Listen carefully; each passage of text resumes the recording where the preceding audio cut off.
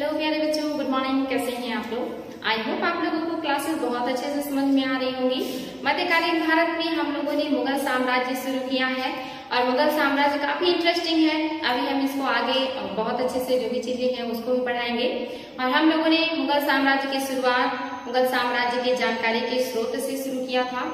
पहले दिन वाले वीडियो में थोड़ा सा साउंड आया होगा आप लोगों को, क्योंकि उस दिन थोड़ा सा फैन चल रहा था और उस पर ध्यान नहीं गया, तो आवाज थोड़ा सुनने में प्रॉब्लम हो रही होगी। लेकिन उसमें मैंने बहुत ज्यादा समझाया नहीं है, तथ्य ज्यादा है, तो उसको देख करके नोट कर लीजिएगा और बार बार रिवाइज कीजिएगा, आप लोगों के लिए बहुत हेल्पफुल होगा।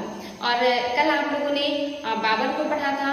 आज हम लोग बाबर के सबसे बड़े बेटे जो है हुमायूं, इनके बारे में पढ़ेंगे कि कैसे वो शासक बनते हैं और किस तरह से उनके सामने कौन कौन सी परेशानियां आती हैं, कहाँ तक उनका साम्राज्य विस्तार होता है और किस तरह उनका जो जीवन है वो फिर जो है समाप्त हो जाता है। तो चलिए बच्चों, शुरुआत करते हैं हुमायूं को। और जो हुमायूं है इनके बारे में देखेंगे। हुमायूं का जो कार्यकाल है आप देखेंगे 1530 से लेकर के 1540 है भारत में। इसके अलावा 1555 से 1556 है, यानी कि ये शासक बने थे 26 दिसंबर 1530 को। इसी डेट को बाबर की मृत्यु हुई थी आगरा में बीमार होने की वजह से, और उसी दिन इन्हें शासक घोषित कर दिया जाता है 26 दिसंबर 1530 ईस्वी में। और यही से इनका कार्यकाल शुरू होता है। 30 से लेकर के 40 तक यानी कि 10 वर्षों का इनका शासनकाल भारत में रहता है और वो निरंतर जो है बाबर की तरह युद्धरत रहते हैं या युद्ध करते हुए बीतता है।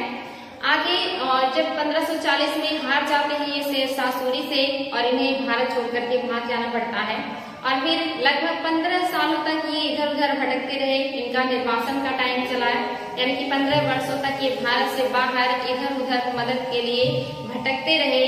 और बाद में फिर ईरान के शाह से मदद मिलने के बाद ये 1556 में और 55 में फिर से भारत पर आक्रमण करते हैं और 56 तक यानी कि सिर्फ 1 वर्ष ही शासन कर पाते हैं।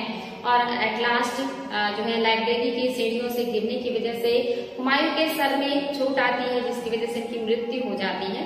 तो बहुत लंबा पीरियड नहीं है, मुश्किल से ये 11 वर्षों तक ये शासन कर पाए हैं भारत में, और कभी ये आराम से काम नहीं कर पाए। इन्हें हमेशा युद्ध करना पड़ा, हमेशा संघर्षरत रहे ये। तो चलिए देखते हैं हुमायूं को। हुमायूं के बारे में जानते हैं। बाबर के 4 पुत्र थे। कल भी आप लोगों ने देखा था कि हुमायूं, कामरान, अस्करी, हिंदाल, इसके अलावा उनकी एक पुत्री जिनका नाम गुल बदन बेगम था, उन्होंने ही हुमायूंनामा लिखा है। बहुत इंपॉर्टेंट है, एग्जाम में आता भी है ये।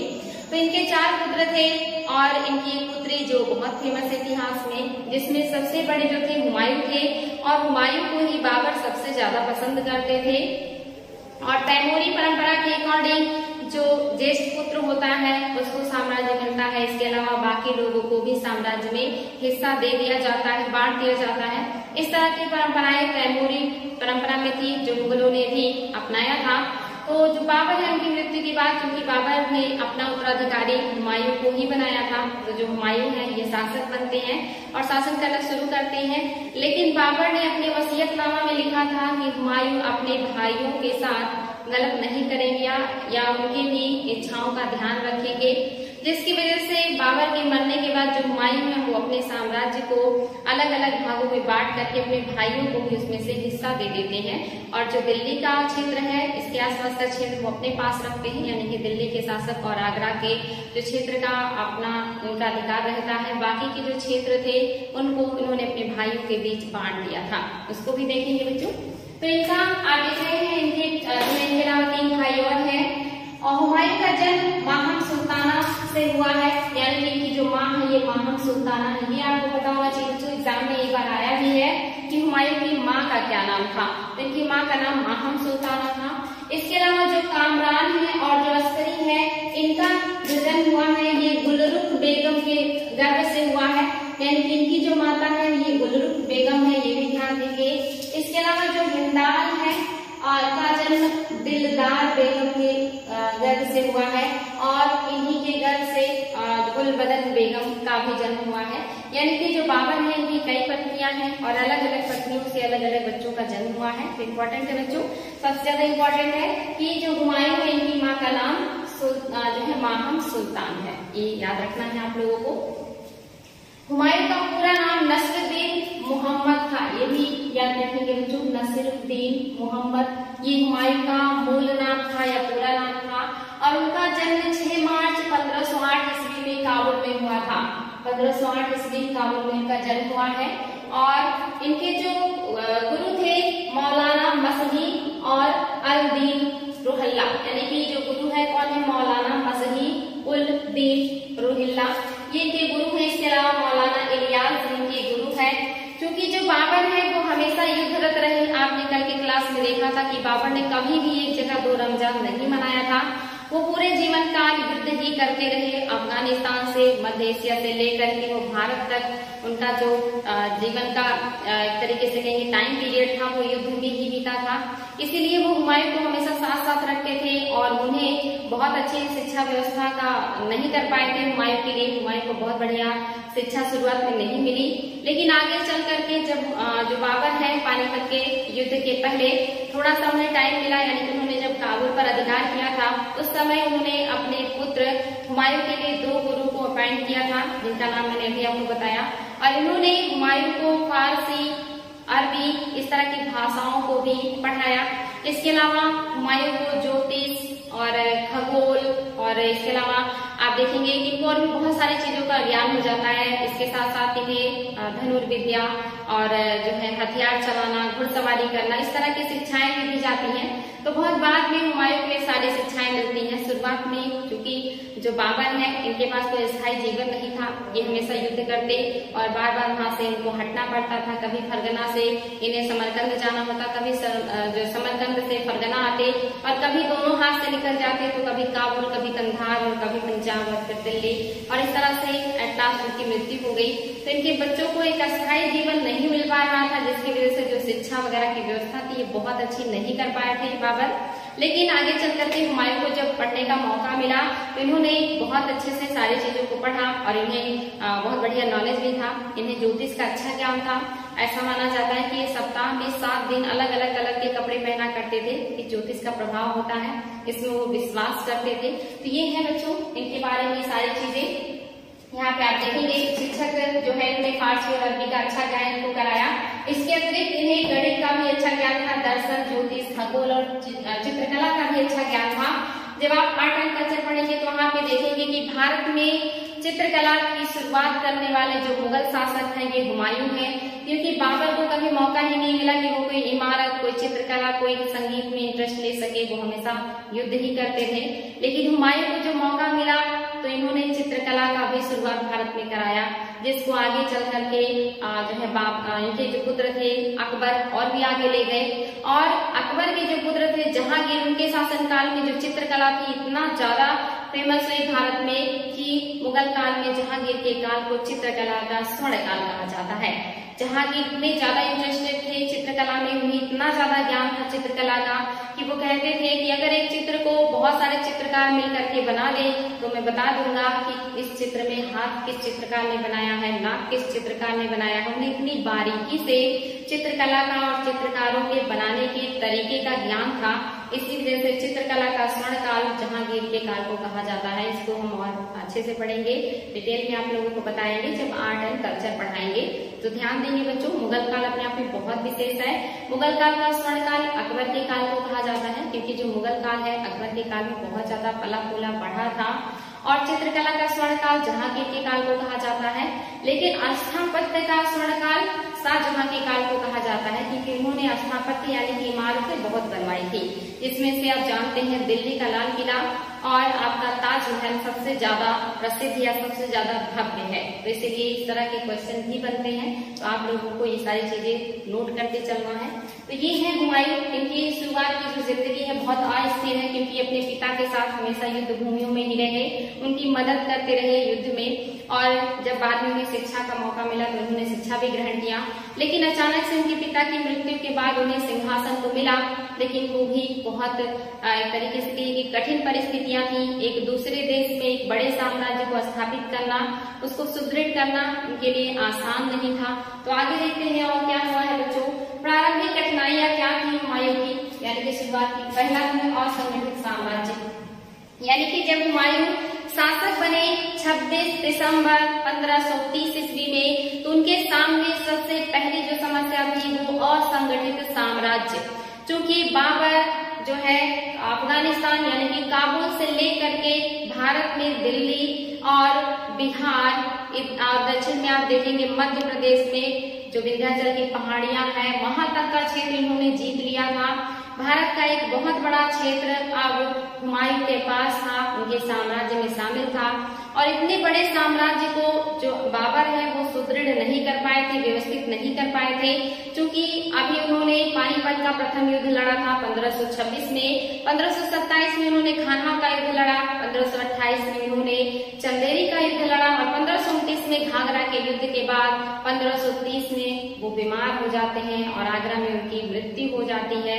बहुत कम टाइम पीरियड में अगर उन्हें मौका मिला होता तो बहुत दूरदर्शी थे, उनके अंदर बहुत ज्यादा ज्ञान था, क्योंकि उन्होंने जीवन में अपने बहुत संघर्ष किया था, बहुत सारे युद्ध हारे थे वो, और उन्हें अपना जो साम्राज्य था वो सुदृढ़ करने का मौका नहीं मिला।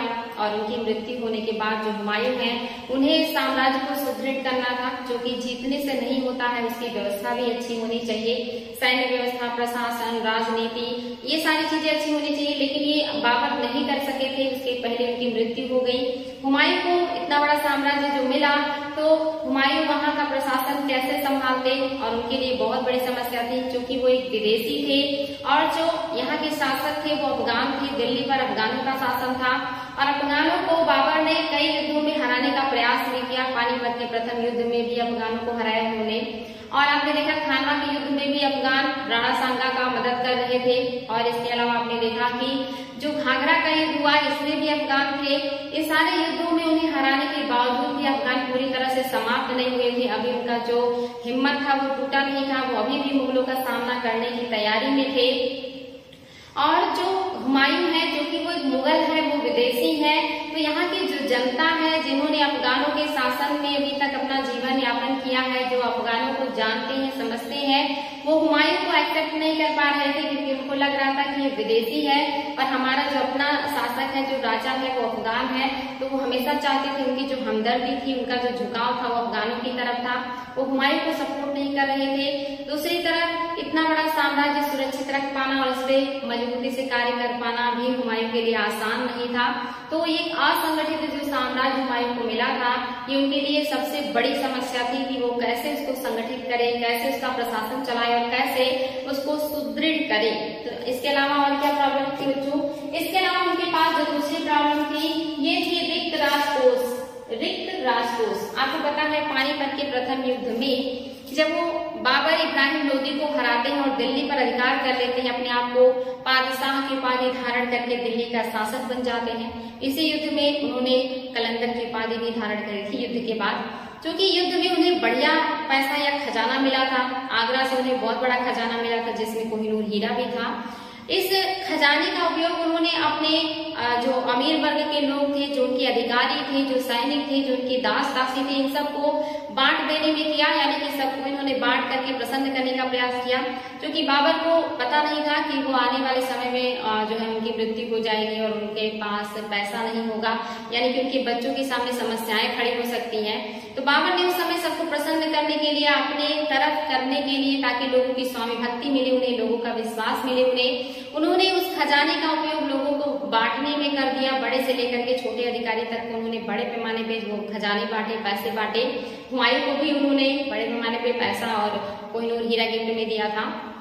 तो इसकी वजह से जो खजाना था वो खाली हो गया था। बाबर निरंतर युद्ध में ही लगे रहे तो उसमें भी पैसे इन्वेस्ट हुए। तो जब हुमायूं शासक बने तो उनके पास पैसे भी नहीं थे प्रशासन चलाने के लिए, जो कि आपको पता होना चाहिए कोई भी काम करने के लिए पैसे की सबसे ज्यादा जरूरत होती है। अगर सेना रखना है तो भी पैसा चाहिए, राजनीतिक व्यवस्था करनी है तो भी पैसा चाहिए।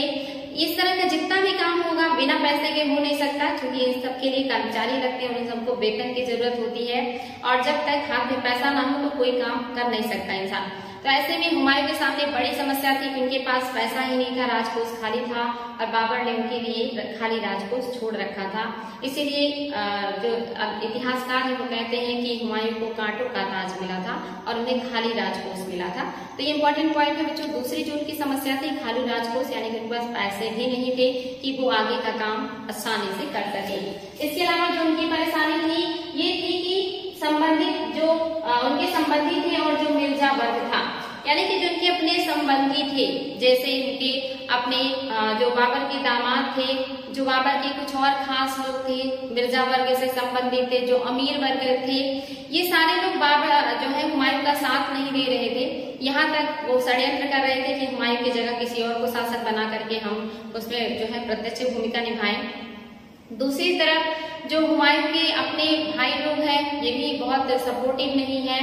सगे संबंधी भी जो है हुमायूं के, वो भी उनकी मदद नहीं करते, और अमीर वर्ग और मिर्जा वर्ग तो बिल्कुल भी उनकी मदद नहीं करता। तो इनको भी जो है समझाना या इनको अपने पक्ष में लाना भी उनके लिए एक बड़ा समस्या था, क्योंकि अगर किसी का सपोर्ट नहीं होगा तो एक शासक के लिए काम करना आसान नहीं होता है। तो इनकी जो तीसरी समस्या थी, ये उनके संबंधियों और मिर्जा वर्ग का सपोर्ट ना मिलना। और जो चौथी समस्या है, हुमायूं के अपने भाई, चूंकि बाबर ने कहा था हुमायूं से, अपने वसीयतनामे में उन्होंने निर्देश दिया था कि आप अपने भाइयों का ध्यान रखेंगे।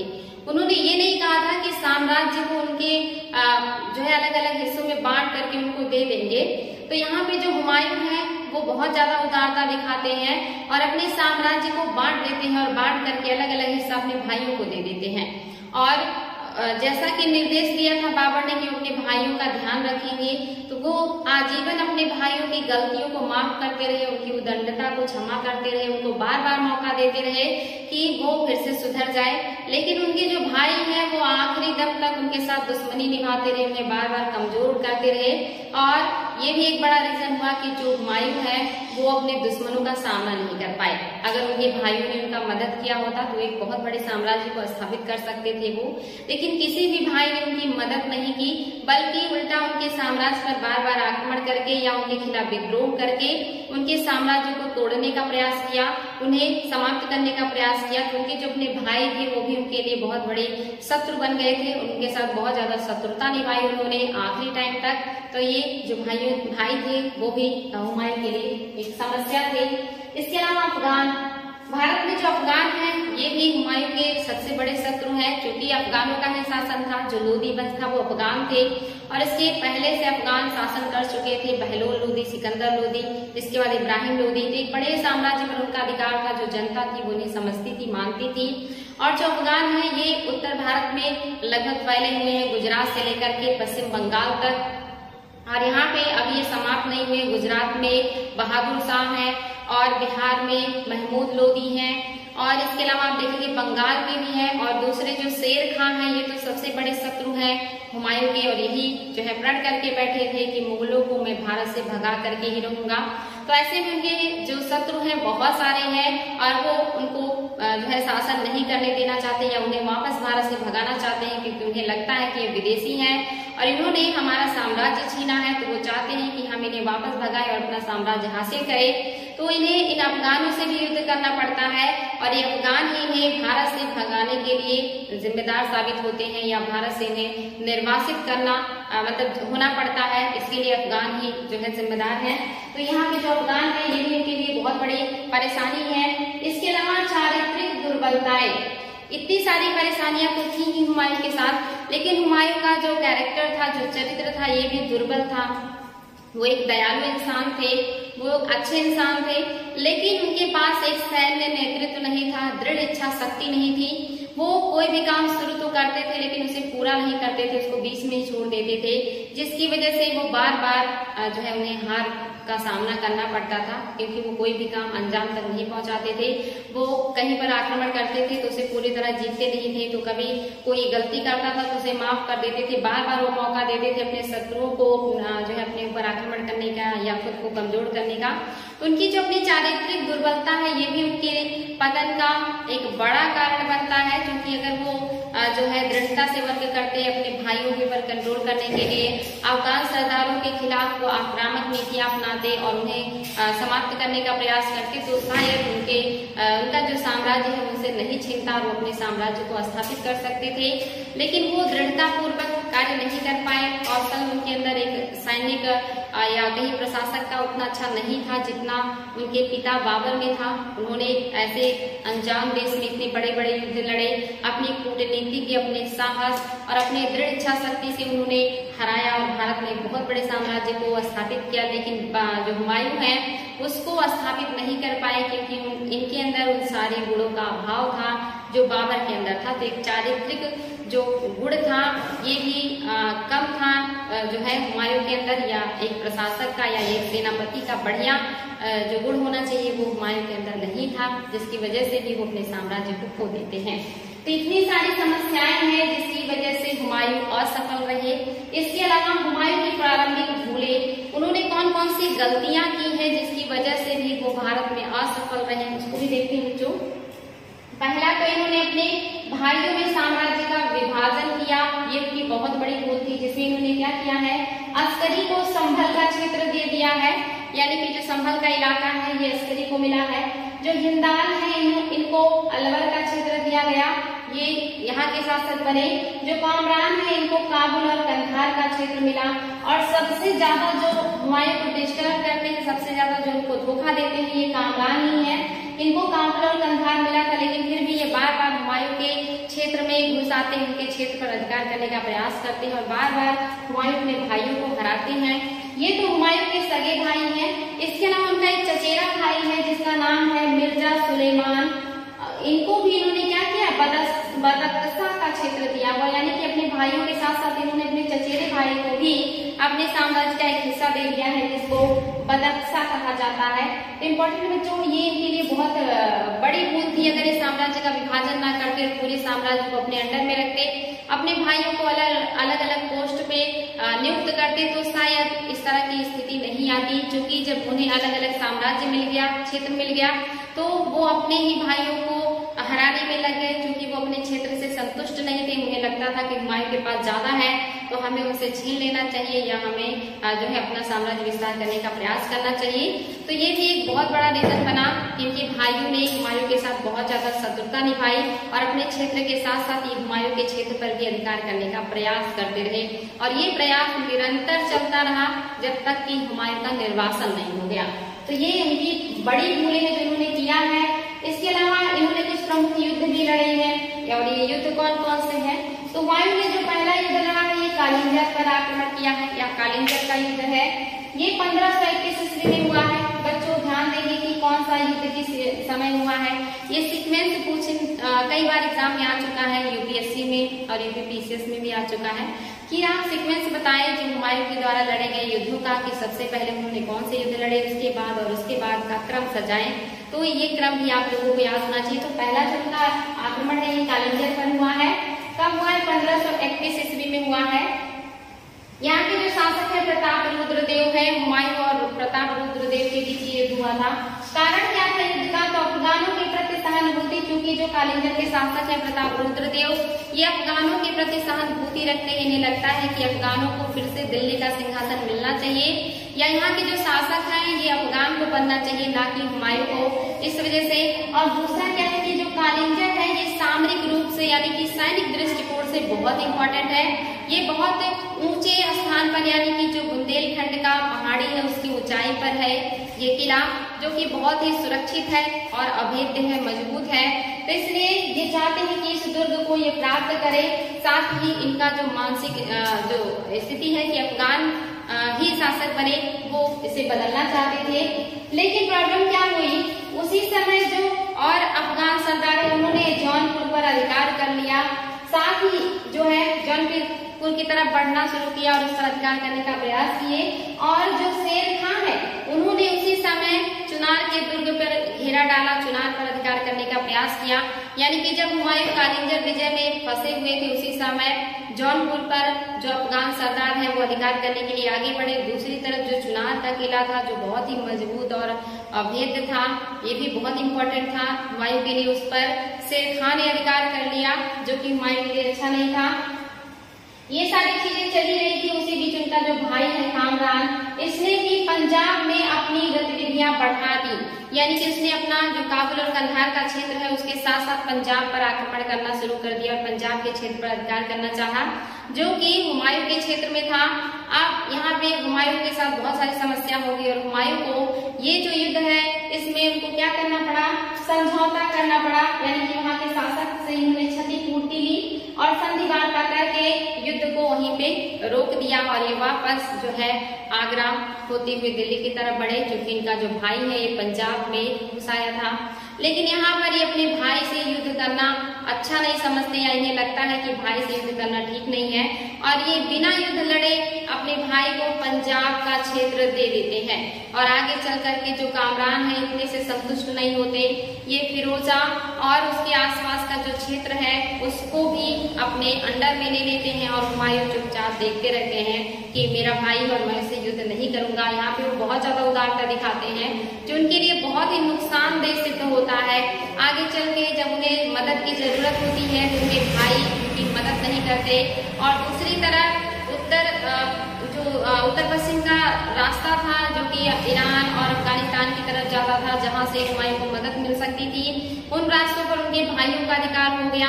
अब वहां से ना तो हुमायूं किसी की मदद ले सकते थे और ना ही अपनी सेना में वहां से व्यक्तियों को भर्ती कर सकते थे। तो यहाँ पे हुमायूं ने अपने लिए बहुत बड़ा जो है मुसीबत खड़ा कर लिया, क्योंकि उन्होंने उत्तर पश्चिम के सारे क्षेत्र अपने भाइयों को दे दिए। यहाँ तक अपने में से भी उन्होंने एक बहुत बड़ा क्षेत्र कामरान को ले दिया, जो कि बहुत ही जो है इनके लिए घातक सिद्ध हुआ। तो ये था कालिंजर विजय। एट लास्ट उन्होंने क्षतिपूर्ति और समझौते से काम चलाया, क्योंकि बहुत सारे रीजन बन गए उनको वहां से हटने का। दूसरा जो उन्होंने आक्रमण किया है ये है दोहराई का युद्ध है या दोहरिया का युद्ध। ये भी हुआ है बच्चों 1531 में, लेकिन ये इसी ईयर का है, बट पहले कालिंजर का हुआ है और फिर दोहरिया का युद्ध हुआ है। ये जो हुआ है ये हुमायूं व महमूद लोदी के बीच हुआ है, और ये गोमती नदी के किनारे हुआ था।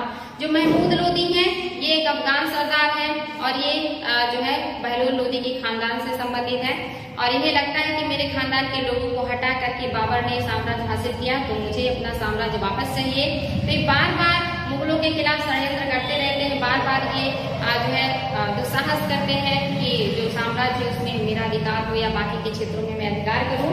तो हुमायूं को सबक सिखाने के लिए जो है दोहरिया नामक स्थान पर आक्रमण करते हैं, और ये गोमती नदी के किनारे था। यहाँ पे दोनों लोगों के बीच युद्ध होता है, जिसमें बहलोल लोदी पराजित हो जाते हैं और जौनपुर छोड़ करके उड़ीसा भाग जाते हैं।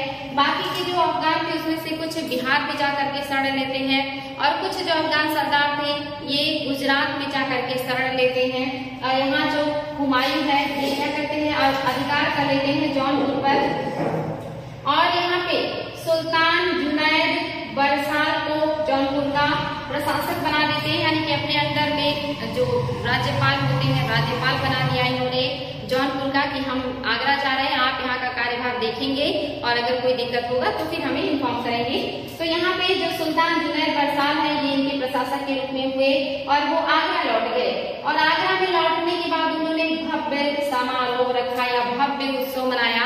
उन्हें इस जीत से बहुत प्रसन्नता हुई और उन्होंने एक भव्य समारोह रखा, और उस समारोह में उन्होंने जितने भी उनके अमीर थे, जितने भी उनके बड़े अधिकारी थे, उच्च अधिकारी थे, उन सभी को इन्होंने कीमती खिलअत बांटे। खिलअत मीन्स होता है बच्चों कीमती वस्त्र।